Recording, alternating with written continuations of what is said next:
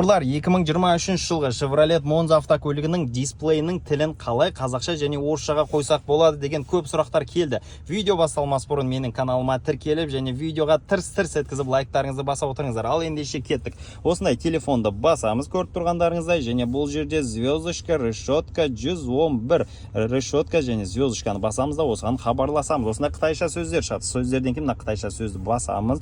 Өзіңіз көріп отқандай Wi-Fi бар, Bluetooth бар. Ең соңғы батырманы басамыз және де төмен қарай түсеміз. Мынаның барлығы бізде ағылшында тұр, систем дегенге кіреміз. Мінекей тілді өзгерту дейді. Тілді өзгертуге кіретін болса, қазақша және орысша, қытайша неше түрлі, мына жерде түрікше, ағылшынша, орысша барлығы бар екен. Біз орысшаға қоямыз. Мінекей барлығы орысша өзгерді. Экран, звук, мінекей қарап отқандарыңыздай безопасность бәрі орысшаға өзгерді. Но бірақ сіз шығатын болсаңыз, мына жақтағы ешқандай нәрсесі орысшаға ауыспайды. Мінекей ағылшынша сол бойы ағылшын мен қытайша тұр календардың